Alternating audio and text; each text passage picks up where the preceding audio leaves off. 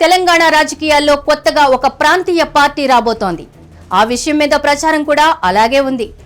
కొత్త సంవత్సరంలో కొత్త పార్టీ అనౌన్స్మెంట్ జరగబోతోంది.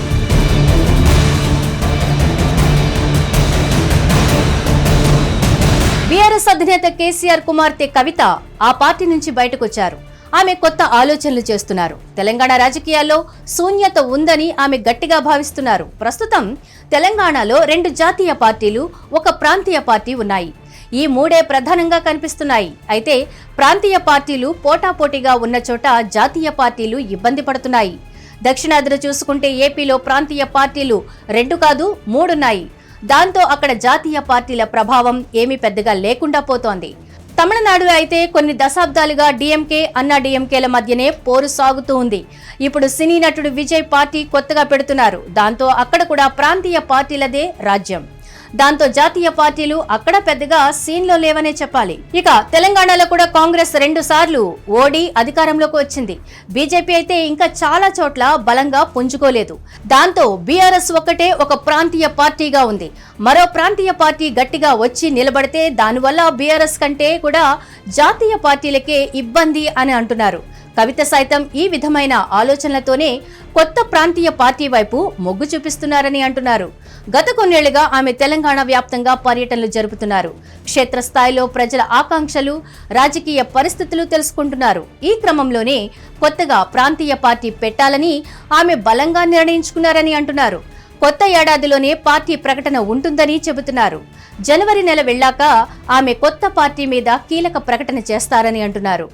ఆమె ప్రజా సంఘాలు, తెలంగాణ అస్తిత్వ సంస్థలు, మేధావులు, వివిధ వర్గాల ప్రజానికంతో సమావేశమైన సందర్భంలో కొత్త పార్టీ ఏర్పాటు చేస్తే వచ్చే స్పందన ఏంటి, ఎలా ఉంటుంది అన్న దాని మీద సానుకూలంగా స్పందన వచ్చిందని అంటున్నారు.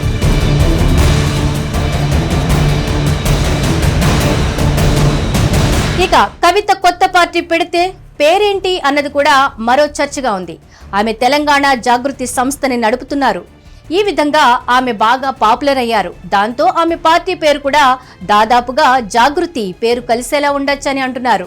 ఇదిలా ఉంటే కొత్త పార్టీ పేరు మీద ఇప్పటికే రిజిస్ట్రేషన్ చేసే పనులలో ఉన్నారని సమాచారం. అలాగే ఎన్నికల సంఘం వద్ద అవసరమైన వివరాలు సమర్పించి తెలంగాణ ప్రజలకు అందరికీ నచ్చేలా, తెలిసేలా, క్యాచీగా ఉండేలా పేరు, తెలంగాణ అస్తిత్వం ఉండే పేరునే ఎంచుకుంటారు అని అంటున్నారు. మరోవైపు చూస్తే కవిత తన పార్టీని 2028 ఎన్నికల్లో బరిలో దించాలని చూస్తున్నారు. నేరుగా అసెంబ్లీ ఎన్నికలకే సమాయత్తం చేయాలని అనుకుంటున్నారు.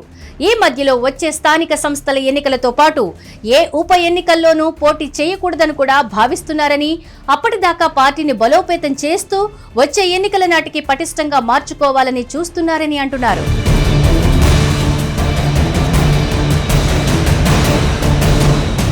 హిట్ టీవీ యాప్, ఇందులో short news, live news, entertainment shows, movies, digital magazines తో పాటు మీ జిల్లా వార్తలను కూడా ఫ్రీగా చూడొచ్చు.